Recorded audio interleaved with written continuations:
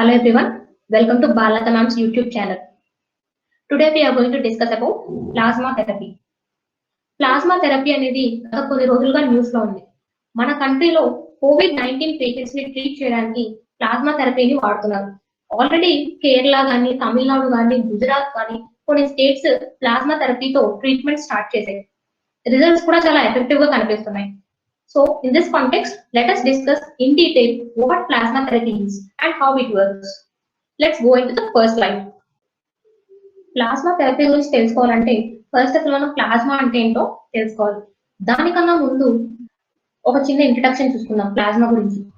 మన బాడీని ఏదైనా ప్యాథోజన్స్ అటాక్ చేసినప్పుడు, ప్యాథోజన్స్ అంటే బ్యాక్టీరియా కానీ, వైరస్ కానీ, డిసీజ్ కాజింగ్ మైక్రో ఆర్గానిజం ఏదైనా సరే మన బాడీని అటాక్ చేసినప్పుడు, ఎనీ ఫారెన్ బాడీ మన బాడీలోకి అటాక్ అయినప్పుడు మన బాడీలో సహజంగా ఉండే ఇమ్యూన్ సిస్టమ్ ఏదైతే ఉందో ఆ ఇమ్యూన్ సిస్టమ్ అనేది కొన్ని ప్రోటీన్స్ ని ప్రొడ్యూస్ చేస్తుంది.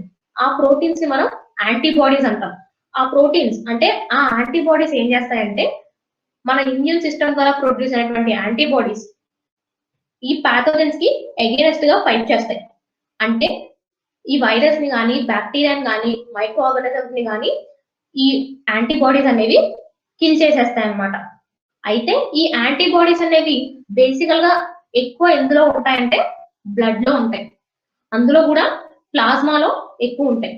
సో ప్లాస్మా అంటే ఏంటో డీటెయిల్ గా తెలుసుకుందాం. మన బాడీలో ఉన్నటువంటి బ్లడ్ లో కొంచెం వాటర్ పార్ట్ కూడా ఉంటుంది అనమాట. ఆ liquid part of the blood ఏదైతే ఉందో దాన్ని ప్లాస్మా అంటాం.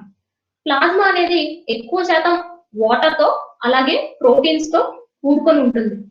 అయితే ప్లాస్మా అనేది ఒక బాడీ ఫ్లూయిడ్ లాగా, బ్లడ్ లో ఉన్నటువంటి ఫ్లూయిడ్ ఏం చేస్తుందంటే వైట్ బ్లడ్ సెల్స్ కానీ, ప్లేట్లెట్స్ కానీ, ఆర్బిసి అంటే రెడ్ బ్లడ్ సెల్స్ కానీ ఇవన్నీ కూడా మూవ్మెంట్ బాడీ మొత్తం సర్క్యులేట్ అవ్వడానికి ఈ లిక్విడ్ లాంటి ప్లాస్మా అనేది హెల్ప్ చేస్తుంది అనమాట. అలాగే ఈ ప్లాస్మాలో కూడా మనిషి శరీరానికి అవసరమైనటువంటి యాంటీబాడీస్ అనేవి ఎక్కువగా ఉంటాయి. ఆల్రెడీ ప్లాస్మా థెరపీని ఇండియా కన్నా ముందు China, south Korea, US, UK వీళ్ళందరూ కూడా ట్రై చేశారు. ఇంకా చాలా మెడికల్ జర్నల్స్ కూడా ప్లాస్మా థెరపీ ట్రీట్మెంట్ గురించి చాలా ఆర్టికల్స్ అనేవి రాశాయి. ఎంకరేజ్ చేస్తున్నారు కూడా చాలా మంది ఈ ప్లాస్మా ట్రీట్మెంట్. సో ఇప్పుడు మన ప్లాస్మా గురించి తెలుసుకున్నాం కదా, నెక్స్ట్ స్లైడ్ లో ప్లాస్మా అనేది ఎలా వర్క్ చేస్తుంది అనేది తెలుసుకుందాం. ప్లాస్మా థెరపీ థియరీని ఫస్ట్ కనిపెట్టింది ఒక జర్మన్ ఫిజియాలజిస్ట్, అతని పేరు బేరింగ్. ప్లాస్మా థెరపీని ఫస్ట్ 1890లో యూజ్ చేశారు.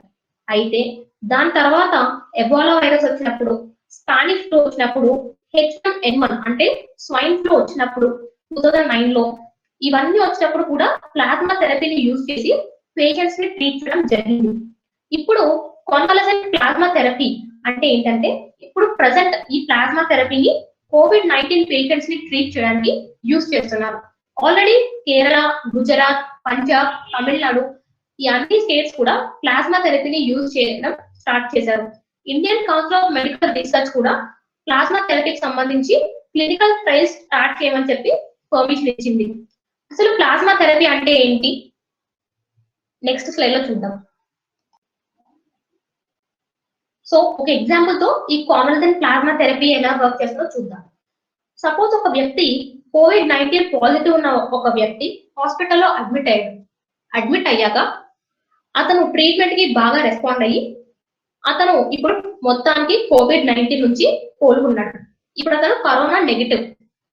అయితే ఏ వ్యక్తి అయితే కరోనా పాజిటివ్ నుంచి కరోనా నెగిటివ్ కి అంటే ఏ వ్యక్తి అయితే కోలుకున్నాడో ఇప్పుడు కంప్లీట్ గా వైరస్ నుంచి కాపాడుకుంటూ వైరస్ ని జయించిన వ్యక్తి ఎవరైతే ఉన్నారో అతని బాడీలో నుంచి బ్లడ్ ద్వారా యాంటీబాడీస్ ని తీసి ఇప్పుడు కొత్తగా ఎవరైతే వ్యక్తి ఇన్ఫెక్ట్ అయ్యాడో అతనికి ఈ యాంటీబాడీస్ ని పంపిస్తారు.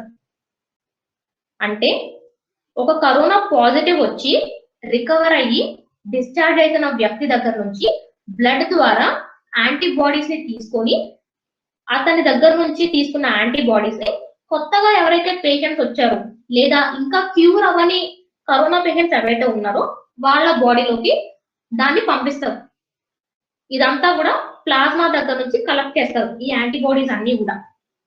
సో ఒకళ్ళ బ్లడ్ లో తీసిన యాంటీబాడీస్ ఏవైతే ఉన్నాయో అది రెండో వ్యక్తి యొక్క బ్లడ్ లోకి ఇంజెక్ట్ చేస్తారు. సో అలా దాని తర్వాత ఏమవుతుందంటే ఇంజెక్ట్ చేశాక ఎప్పుడైతే ఈ యాంటీబాడీస్ అనేవి ఒకళ్ళ బ్లడ్ నుంచి ఇంకొకళ్ళ బ్లడ్ లోకి వెళ్ళంగానే అవి ఆ వైరస్ మీద అటాక్ చేయడం స్టార్ట్ చేస్తాయి.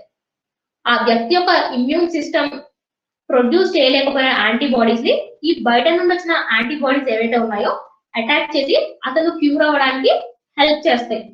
అతను క్యూర్ అయ్యాక అతని దగ్గర నుంచి కూడా బ్లడ్ తీసుకొని యాంటీబాడీస్ కలెక్ట్ చేసి ఎవరైతే క్యూర్ అవ్వలేదో వాళ్ళకి మళ్ళీ పంపిస్తారు.